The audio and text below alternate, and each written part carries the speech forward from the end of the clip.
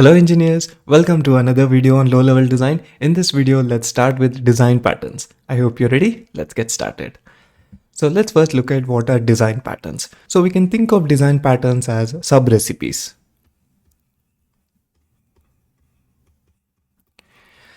They're also defined as reusable solutions.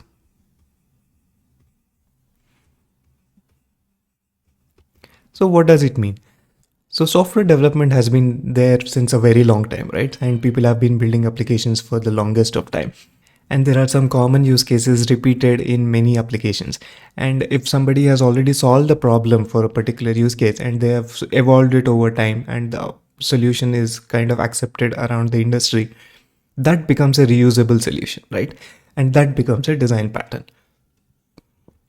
For example, if you are a subscriber to my channel and every time I'm publishing a video, you're getting a notification. So that notification system is a solved use case.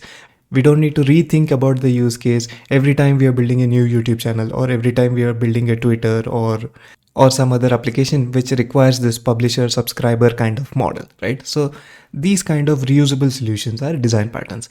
And I call them as sub recipes because they are simply a part of a solution. They don't make up the entire application. They solve one piece of the puzzle.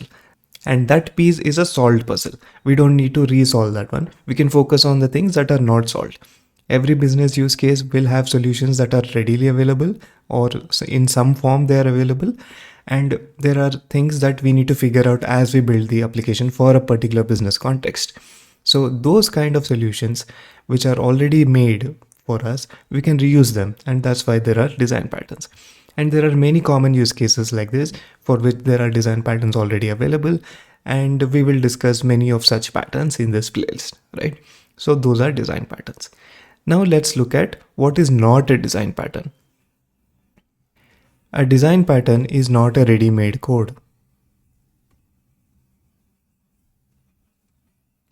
It cannot be picked from some GitHub repo and used into our code. It is a design pattern. It is a thought. It is an approach. It is a guideline. But it is definitely not a ready-made code. And second thing you need to know about design pattern is it is not mandatory. You don't have to use a design pattern. If you find a simpler solution, by all means do it. It is not a mandation.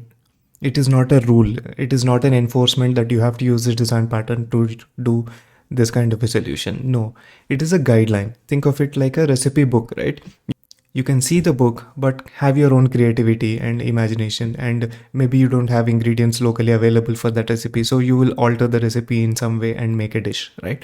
So in that way, learn the design patterns, keep them in your mind so that it becomes part of your toolkit and you can communicate with others when you have these design patterns. But you need to understand that it's not ready-made code and it's definitely not mandatory, right? Now let's look at some benefits of using design patterns. First thing is it promotes reusability. Like I said, the solutions are already done for several use cases, so we don't need to reinvent the wheel for this. Second thing is it provides a common vocabulary.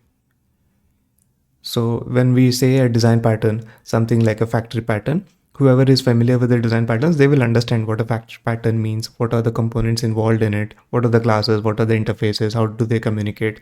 So by just saying the word factory, I'm able to convey a whole concept of the factory pattern. So that way we get a common vocabulary to communicate with other developers. And since these patterns have been there since a long time, it is very easy to communicate, right? Now let's see the main categories of these patterns.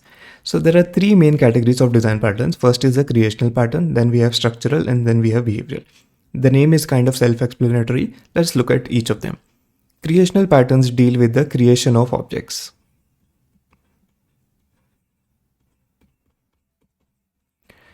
So these patterns give us ways in which objects can be created. Will the object be required only once in the application? Will the object be required multiple times? Will the object be required to be created dynamically based on some condition? So there are different ways to create an object and there are patterns given inside creational design patterns to solve particular use cases, right? So let's take a look at an example for a creational pattern, which is a factory pattern. So this is responsible for creation of objects during runtime based on some condition. We can use this pattern in something like a SaaS product where you have logically separated your database one per customer. And that is a best practice because one customer does not need to know about other customers' data and so on, right? So in this way, dynamically, when a customer is requesting any data, we can use the factory pattern to create a connection to a particular database of that particular customer so that only that data is retrieved. So that is one example of a factory pattern. Now let's look at structural. Structural patterns deal with composition of objects. How do objects combine with each other to build a bigger system? So that is the whole concept of structural. So let's take a look at an example. Let's say we have the adapter pattern. So we can use this adapter pattern in situations where we need a kind of backward compatibility. So these days we have these phones where we don't get 3.5 mm jacks, right? So we buy a small adapter which converts a type C to 3.5 or lightning cable to 3.5. So it acts as an adapter in between the old method and the new method. So in these kind of situations, we can use the adapter pattern. So the adapter is taking in the old object on one side and doing some conversion and releasing it as a new object on the other side. So it is forming a composition between old and new, and it is providing a compatibility bridge between the two systems, right? So that is an example of a structural pattern. Now let's look at behavior. So as the name suggests, it deals with communication between these different classes, right? For example, let's take a look at strategy pattern. So we have common use cases for this. Let's say we have a payment gateway and user is provided with multiple options to choose a payment method. There can be net banking, there can be UPI, credit card, debit card, cash on delivery, and so on. And depending on the choice, we need to dynamically provide a strategy to deal with that payment method. If it is a net banking, we need to redirect it to a bank website. If it is an OTP based method, we need to send an SMS and so on, right? So the strategy is changing dynamically. So that's where we can use a strategy pattern, right? So this is a high level introduction to design patterns. So in the next videos, we'll go deeper into each of the patterns. We will try to understand why they were created, what is the problem that they're trying to solve, and we will look at some diagrams to understand the patterns, and we will also use them in code to understand the implementation in a better way, right? So thank you so much for watching, guys. If you have any questions, definitely ask me. Do leave a like if you found this helpful, and if you're excited for the next patterns. Don't forget to subscribe to the channel if you haven't done it already. Thank you so much for watching. I will see you in the next one.